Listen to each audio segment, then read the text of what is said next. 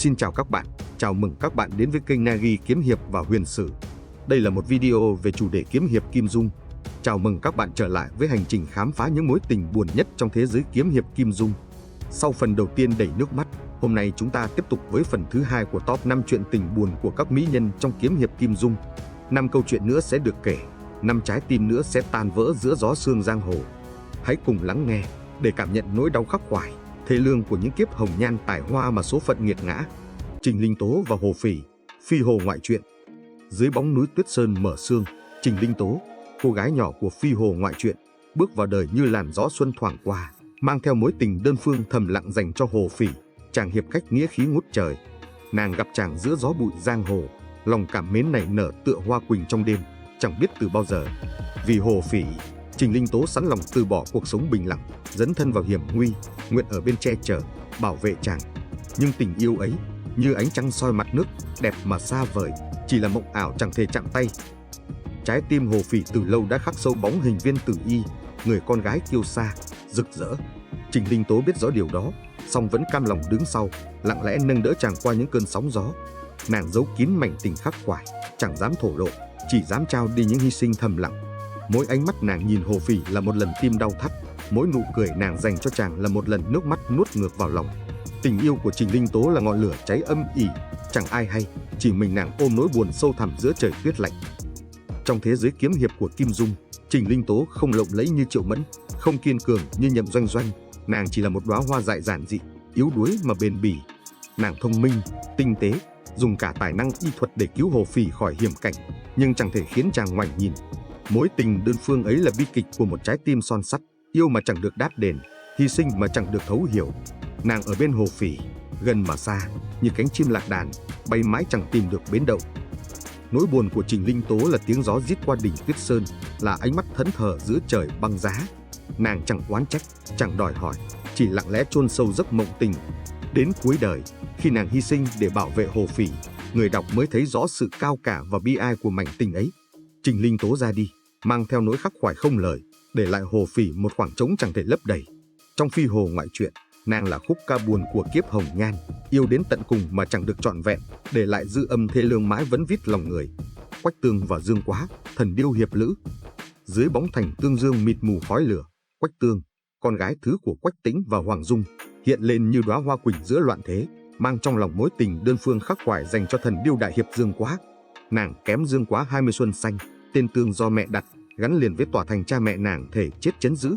Ngay từ thuở lọt lòng, nàng đã được Dương Quá và Tiểu Long Nữ cứu khỏi tay Lý Mặc Sầu, bú sữa báo mà lớn lên, vượt qua sóng gió để trở về vòng tay mẫu thân. 16 năm sau, tại bến Phong Lăng, Quách Tương gặp lại Dương Quá, giờ đã là hiệp khách vang danh, bên cạnh thần điêu, mặt nạ che kín dung nhan. Nàng, một thiếu nữ ngây thơ mà can trường, khiến Dương Quá mến thương.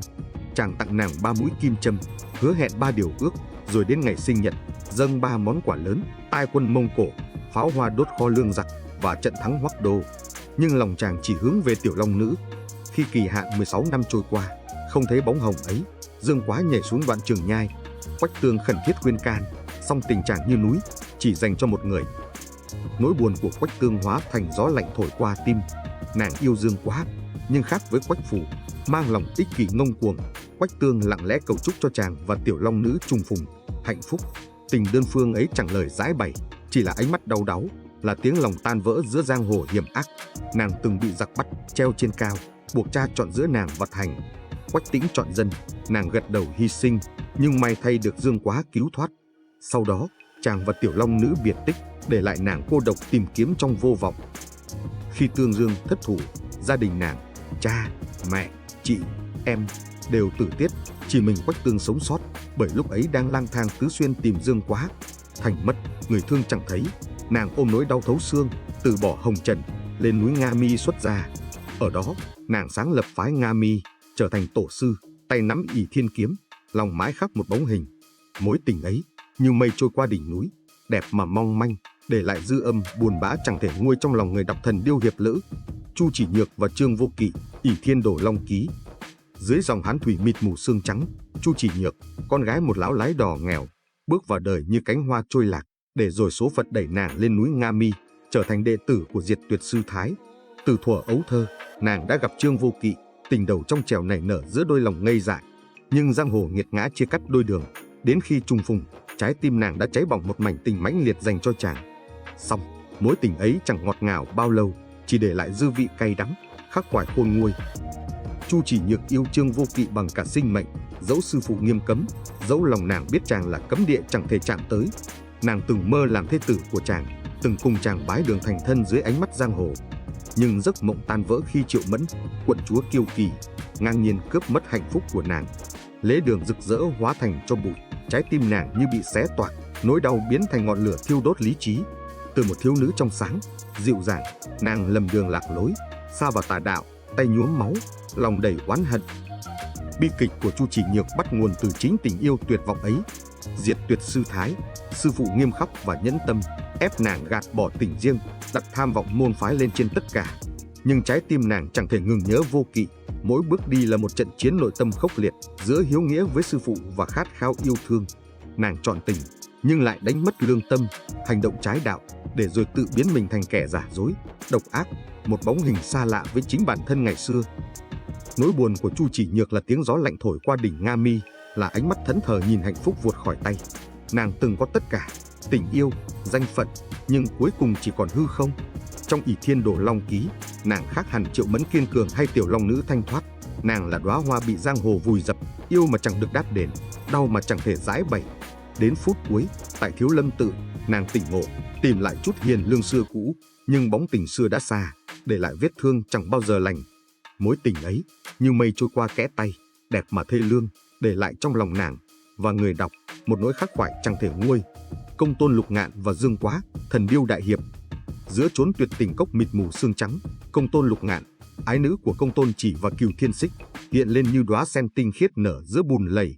Cha mẹ nàng là hai kẻ lòng dạ độc ác, thủ đoạn ngập trời, nhưng Lục Ngạn lại mang một trái tim thuần hậu, lương thiện hiếm có. Nàng đem lòng yêu Dương Quá, chàng hiệp khách mang bóng hình thần điêu, bằng một mảnh tình tha thiết, sâu đậm. Dẫu biết lòng chàng chỉ hướng về tiểu long nữ, Công tôn Lục Ngạn vẫn chẳng hề lay chuyển, ôm ấp mối chân tình lặng lẽ, khắc khoải mà chẳng dám mong hồi đáp. Mối tình của Lục Ngạn là ngọn gió lạnh thổi qua thung lũng, đẹp mà thê lương. Nàng không oán trách, không ganh ghét, chỉ âm thầm đứng sau, hết lần này đến lần khác giang tay cứu giúp Dương Quá và tiểu long nữ thoát khỏi hiểm nguy. Nàng mạo hiểm cả tính mạng, dấn thân vào lằn danh sinh tử, chỉ mong đôi tình nhân ấy được bình an. Tình yêu ấy cao thượng, vô tư, chẳng màng đến bản thân, nhưng cũng chính vì thế mà nỗi buồn trong nàng càng thêm sâu thẳm. Mỗi lần nhìn Dương Quá nắm tay tiểu long nữ, trái tim Lục Ngạn như bị dao cắt, song nàng vẫn mỉm cười, giấu đi nước mắt vào tận đáy lòng. Trong thần điêu đại hiệp, Công tôn Lục Ngạn là bóng hồng khác biệt. Nàng không kiêu sa như Quách Tương, không mãnh liệt như Quách Phù, chỉ là một thiếu nữ dịu dàng, yếu đuối mà kiên định. Nàng yêu Dương Quá chẳng cần chàng đáp lại, chỉ cầu chàng được hạnh phúc bên người mình chọn. Đến phút cuối, khi sinh mệnh dần tan, nàng ngã xuống với nụ cười trên môi, bởi biết rằng trong lòng Dương Quá, nàng ít ra cũng có một góc nhỏ quan tâm. Cái chết ấy không phải kết thúc bi thảm, mà là sự giải thoát cho một mảnh tình đơn phương đậm sâu, một kiếp hồng nhan chọn hy sinh để thành toàn cho người mình yêu. Nỗi buồn khắc khoải của Lục Ngạn là tiếng suối róc rách giữa tuyệt tình cốc, là ánh mắt xa xăm nhìn theo bóng Dương Quá khuất dần. Nàng chẳng oán trời, chẳng trách người, chỉ lặng lẽ ôm mối tình vô vọng mà ra đi. Với người đọc, Công tôn Lục Ngạn là khúc bi ca của một trái tim son sắt, yêu đến tận cùng mà chẳng được trọn vẹn, để lại dư âm thê lương mãi vấn vít trong lòng. Nàng như cánh hoa rơi giữa gió sương, đẹp mà mong manh, tan biến mà chẳng ai hay, chỉ mình nàng biết nỗi đau thấu xương của tình si. Mục Niệm Từ và Dương Khang, anh hùng dạ điêu. Mục Niệm Từ, con gái nuôi của Dương Thiết Tâm trong Anh hùng dạ điêu, hiện lên như ngọn cỏ hoang kiên cường, mang trong lòng một trái tim mạnh mẽ, lương thiện và đầy chính nghĩa. Nàng vốn tưởng đời mình sẽ bình yên như dòng sông lặng trôi, nhưng số kiếp nghiệt ngã đã đẩy nàng vào vòng xoáy bi kịch, chỉ vì mối duyên oan nghiệt với Dương Khang, kẻ phản bội, bạc ác. Nàng yêu chàng, yêu đến thấu tim gan, dẫu càng hận lại càng si, để rồi mối tình ấy hóa thành lưỡi dao sắc, cắt sâu vào lòng nàng nỗi buồn khắc khoải chẳng thể nguôi. Mục Niệm Từ gặp Dương Khang giữa gió bụi giang hồ, trái tim nàng lạc lối trước vẻ ngoài hào hoa và lời đường mật của chàng. Nàng tin rằng tấm lòng son sắt, chân thành của mình có thể cảm hóa con người ấy, kéo chàng khỏi con đường tà ác. Nhưng Dương Khang, lòng đầy tham vọng, chỉ xem nàng như cánh chim trong tay, chẳng màng tình nghĩa. Hắn mưu toan sát hại Quách Tĩnh và Hoàng Dung, dấn sâu vào tội lỗi, để rồi tự chuốc lấy cái chết thảm dưới tay kẻ thù. Mục Niệm Từ chứng kiến tất cả, tim nàng tan nát như hoa rơi giữa gió, đau đớn ôm mối tình đẫm lệ mà chẳng thể cứu vãn. Sau cái chết của Dương Khang, Mục Niệm Từ một mình nuôi dưỡng giọt máu của chàng. Dương Quá, đứa trẻ sau này trở thành thần điêu đại hiệp lẫy lừng. Nàng chẳng ngờ rằng con trai của kẻ ác nhân lại viết nên huyền thoại, nhưng điều đó chẳng xoa dịu được nỗi khổ trong lòng. Mỗi lần nhìn Dương Quá, nàng như thấy bóng hình Dương Khang, vừa yêu vừa hận, vừa nhớ vừa đau. Nàng lụy tình, hết lần này đến lần khác mềm lòng trước kẻ phản bội, nhưng cũng chính vì thế mà nàng đáng thương, bởi đã trao trọn trái tim cho một kẻ chẳng xứng. Trong thế giới Kim Dung, Mục Niệm Tử không rực rỡ như Hoàng Dung, không kiên định như Tiểu Long Nữ, nàng chỉ là một nữ tử bình thường, yêu đến mù quáng, đau đến tận xương. Mối tình ấy là ngọn gió lạnh thổi qua thảo nguyên, là ánh mắt thẫn thờ nhìn theo bóng người khuất dần. Nàng hy sinh tất cả, đổi lại chỉ là hư không, để rồi sống kiếp cô độc bên đứa con mang dòng máu oan nghiệt. Với người đọc, Mục Niệm Từ là khúc bi ca của kiếp hồng nhan, yêu sai người, hận chẳng thể buông, để lại dư âm thê lương mãi giữa đất trời anh hùng xạ điêu. Các bằng hữu thân mến, đó là 5 mối tình buồn của Trình Linh Tố, Quách Tương, Chu Chỉ Nhược, Công Tôn Lục Ngạn và Mục Niệm Từ, những mỹ nhân tài hoa mà số phận nghiệt ngã trong thế giới kiếm hiệp Kim Dung. Những câu chuyện ấy như mây trôi qua đỉnh núi, như hoa rơi giữa gió sương, để lại trong ta nỗi khắc khoải chẳng thể nguôi. Đây là phần thứ 2 trong loạt video top 5 chuyện tình buồn của các mỹ nhân trong kiếm hiệp Kim Dung. Hãy theo dõi kênh Nagi Kiếm Hiệp và Huyền Sử để không bỏ lỡ những phần tiếp theo, nơi chúng ta sẽ tiếp tục khám phá những bi kịch tình yêu đẫm lệ khác.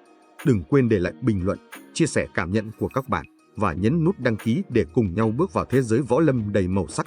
Hẹn gặp lại các bằng hữu trong video sau.